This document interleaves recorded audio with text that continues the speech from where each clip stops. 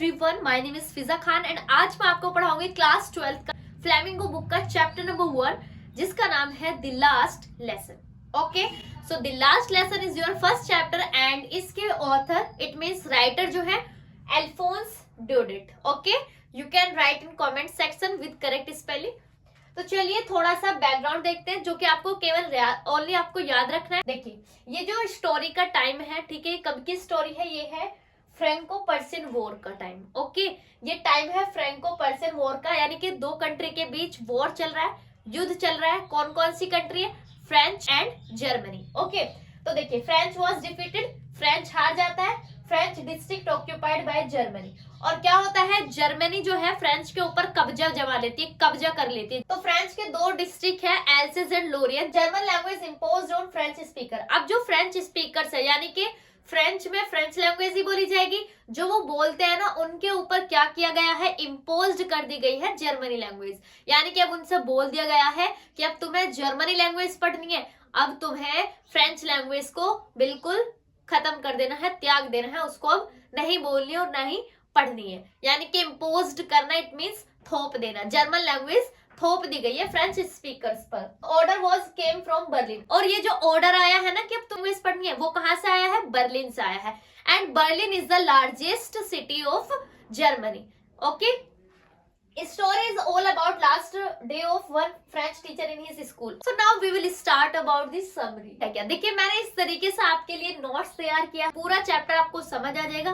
आपको एनसीईआरटी या any other book कोई भी पढ़ने की जरूरत नहीं है इस वीडियो को देखने के बाद। और एग्जाम में अगर कोई भी क्वेश्चन इस चैप्टर के बीच में से आ जाए, ऊपर से आ जाए, नीचे से आ जाए, कहीं से भी आ जाए, आप खुद से बनाकर भी उसको लिख सकते हैं, बिल्कुल आपके माइंड में छपने वाला है। Okay, I will guaranteed. The last lesson writer कौन है? Alphonse Daudet. ओके, सो देखिए इस कहानी के, इस स्टोरी के दो मेन कैरेक्टर है। First is Franz and second is M Hamel. Franz एक स्टूडेंट है जो कि बहुत लेजी है। Okay, and second is M Hamel जो कि एक टीचर है। कैसे टीचर है? एक्सपीरियंस टीचर है। 40 ईयर से वो फ्रेंच लैंग्वेज पढ़ा रहा है, so he is experience teacher. French language was disallowed in the school of district. French language disallowed कर दी गई है फ्रेंच पर। ओके, फ्रेंच के डिस्ट्रिक्टों पर जो कि एल्सेस एंड लोरियन है, उनसे डिसअलाउड कर दिया गया है कि अब तुम्हें फ्रेंच लैंग्वेज नहीं बोलनी और नहीं पढ़नी। Franz was late for school that morning. कहानी की शुरुआत होती है उस दिन से जब फ्रांस अपने स्कूल जाने में लेट हो जाता है। ऑल्सो अफ्रेड, एंड वो डरा हुआ है, because the teacher M Hamel was asked question on participle. आज उनके टीचर एम हैमिल स्कूल में उनसे पार्टिसिपल पर क्वेश्चन करने वाले हैं। France was lazy, he had not prepared his lesson. France बहुत लेजी था, उसने अपना लेसन तैयार नहीं किया हुआ है, उसे पता ही नहीं कि पार्टिसिपल क्या होता है। France thought of running away and spending the day out of doors. अब फ्रांस सोचता है कि आज, जैसे मतलब बच्चों के मन में आता है ना कि आज मैंने अपना काम नहीं किया, अपना होमवर्क नहीं किया, या मैंने कुछ याद नहीं किया, आज मैं स्कूल जाता ही नहीं हूँ। तो ऐसे ही फ्रांस ने सोचा कि आज मैं अपना सारा दिन स्कूल के बाहर गुजारूंगा, ठीक है, खूब मौज मस्ती करूंगा, वहां अपना टाइम स्पेंड करूंगा। France passed by town hall. अब फ्रांस जैसे ही बाहर जा रहा होता है तो वो पहुंच जाता है टाउन हॉल के पास। एंड वहां पे क्या होता है? Big crowd in front of bulletin board. तो वहां क्या होता है? टाउन हॉल के पास एक बुलेटिन बोर्ड लगा होता है। ओके, बुलेटिन बोर्ड पर क्या होता है? बहुत सारी भीड़ इकट्ठी हुई है उसके आसपास। एंड मैं आपको बता देती हूँ, बुलेटिन बोर्ड पर नोटिस वगैरह जो होते हैं किसी भी कंट्री के, तो वो वहां पर लगे होते हैं। ये बहुत टाइम पहले की बात है।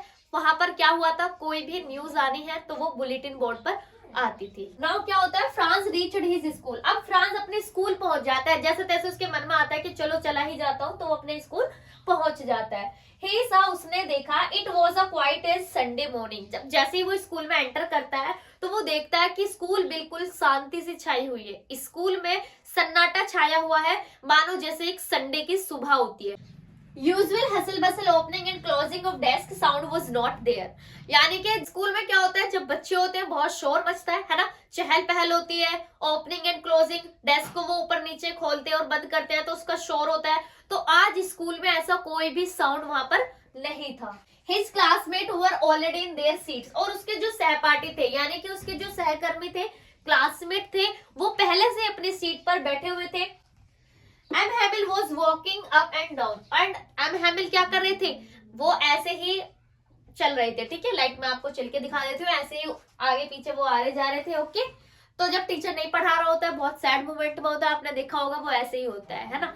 तो मतलब वो अभी ये चीजें बाहर से ही देख रहा था। He went inside the classroom। अब क्या हुआ, वो क्लासरूम के अंदर जाता है, कौन, फ्रांस, ओके।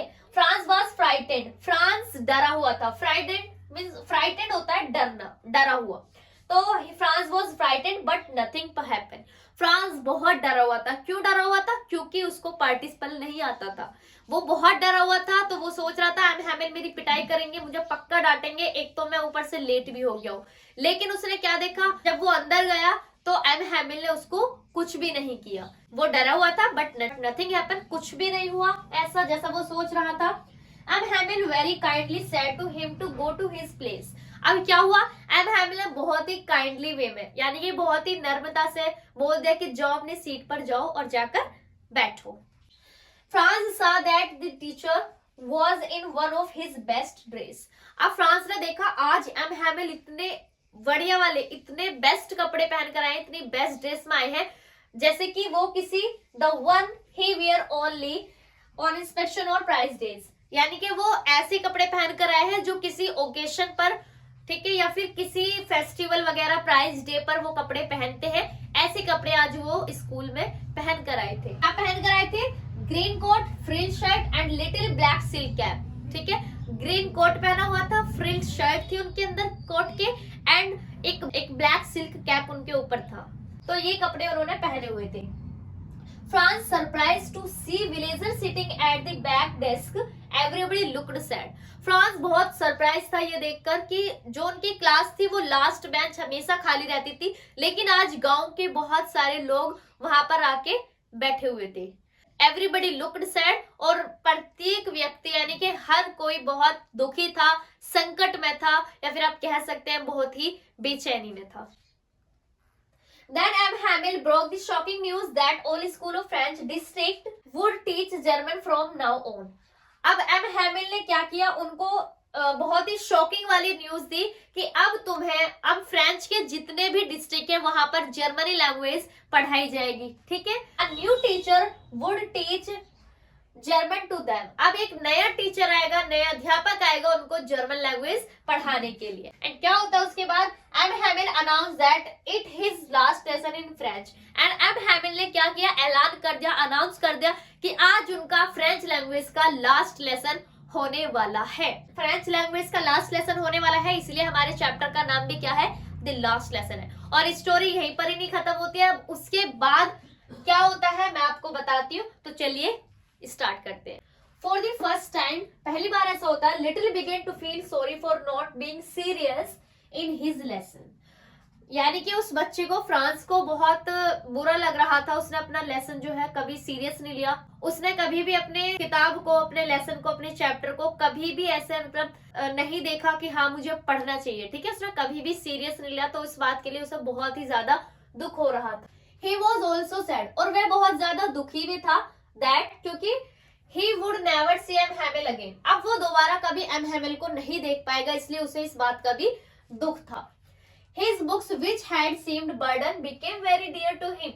अब तक जो उसकी किताबें थी, उसकी जो बुक थी, उसको बर्डन लग रही थी, लेकिन आज वो उसको बहुत ही ज्यादा प्यारी लग रही है। तो होता है, अभी आप 12th क्लास में हैं, बोर्ड की एग्जाम देंगे, अभी आपको बहुत ही ज्यादा बर्डन लग रहा होगा अपने ऊपर कि ये सब्जेक्ट भी है, ये भी है, ये भी है, ये पढ़ना है। लेकिन आफ्टर बोर्ड्स देखना आपको रियलाइज होगा कि काश मैं पढ़ लेता। So you have time, you should work hard. Okay, now he understood about the best clothes and prevalence of the villagers। अब वो समझ गया था कि जो एम हैमिल ने अच्छे कपड़े पहने हैं, गांव के लोग आए हुए हैं, उनका क्या मीनिंग है, वो क्यों आए हैं। Villagers were there to thank M Hamel for his service. जो गांव के लोग थे वो एम हैमिल को थैंक यू बोलने आए थे, क्योंकि एम हैमिल 40 ईयर से उनको फ्रेंच लैंग्वेज पढ़ा रहे थे, अपनी सर्विस प्रोवाइड कर रहे थे, तो वो उस चीज के लिए शुक्रिया कहने आए थे, ओके, थैंक यू बोलने आए थे। M Hamel asked Franz to recite the rule of participle. अब क्या होता है, एम हैमिल फ्रांस को खड़ा कर देते हैं और उससे पार्टिसिपल पर क्वेश्चन करते हैं, ठीक है, पूछते हैं उससे कि बताओ पार्टिसिपल के बारे में। Franz got mixed up but M Hamel didn't scold him. Franz जो है सब चीजों को मिक्स कर देता है, क्योंकि फ्रांस को तो पार्टिसिपल का पी भी नहीं आता, और वो क्या करता है एक दूसरे में मिक्स कर देता है, सबको पता नहीं क्या क्या सुना देता है। बट क्या होता है, एम हैमिल उसको नहीं डांटते हैं। France was feeling very sad at the failure. France की जो फीलिंग होती है बहुत ही दुखी भरी होती है, ठीक है, मतलब उसको दुख वाली फीलिंग आती है कि वो नहीं सुना पाता है, इस वजह से। M Hamel regretted that the people of Alsace were indifferent to learning their mother tongue French. M Hamel इस बात से रिग्रेट करते हैं, ठीक है, उनको बुरा लगता है कि जो खासकर एल्सिस के लोग थे उन्होंने कभी भी अपनी मातृभाषा को जो कि फ्रेंच है उसको नहीं सीखा, ठीक है, दिल से नहीं सीखा। M Hamel said that, M Hamel ने ये भी कहा, इवन मैनी पेरेंट्स, यहाँ तक कि बहुत से पेरेंट्स क्या करते थे, had prefer to send their children to work than to school. यानी कि एम हैमिल ने ये भी कहा कि बहुत से पेरेंट्स, बहुत से माता पिता क्या करते थे, अपने बच्चों को काम पर भेज देते थे इसकी बजाय कि वो स्कूल भेजते। He accept that he was to blame for the poor performance of the student। और उन्होंने ये भी स्वीकार किया कि इन सब के लिए कहीं ना कहीं मैं खुद भी जिम्मेदार हूँ। M Hamel told because M Hamel ने बताया क्योंकि many times he had given a holiday to student when he wanted to go fishing। यानी कि उन्होंने बताया कि इस चीज के लिए मैं भी जिम्मेदार हूँ, क्योंकि मैं बच्चों को छुट्टी दे दिया करता था कि वो अपने काम फिशिंग पर चले जाए, अपने काम पर यानी फिशिंग के लिए चले जाए। M Hamel told his student and villagers to respect French and never to forget it. M Hamel ने अपने स्टूडेंटों को यानी अपने छात्रों को एंड विलेजर्स को बताया, ये कहा उनसे कि तुम्हें हमेशा अपनी लैंग्वेज फ्रेंच की इज्जत करनी है और उसको कभी नहीं भूलना है, ठीक है। He declared French as most beautiful and logical language। और उन्होंने ये भी डिक्लेयर कर दिया कि जो फ्रेंच लैंग्वेज है वो बहुत सिंपल है, ब्यूटीफुल है एंड लॉजिकल लैंग्वेज है। M Hamel opened a book and explained a grammar lesson to the student।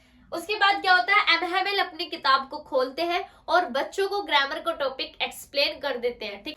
और क्या होता है उसके बाद वो बच्चों को कुछ लिखने का रिटन वर्क भी देते हैं। While student busy in writing, जब बच्चे लिखने में बिजी होते हैं तो क्या होता है, Franz was surprise at himself और he understood the lesson very well. आज फ्रांस खुद अपने आप से सरप्राइज था, हैरान था कि आज तक उसको जो कुछ समझ नहीं आया, आज उसको बहुत अच्छे से सारी चीजें समझ आ रही थी। M Hamel sat on his chair and gazed at everything in the little classroom. M Hamel अपने चेयर पर बैठ जाते हैं और क्लासरूम की जितनी भी छोटी से छोटी चीजें होते हैं बहुत प्यार से उनको देख रहे होते हैं, दुख भरी नजरों से देख रहे होते हैं। उसके बाद क्या होता है, चर्च क्लॉक स्ट्रक 12।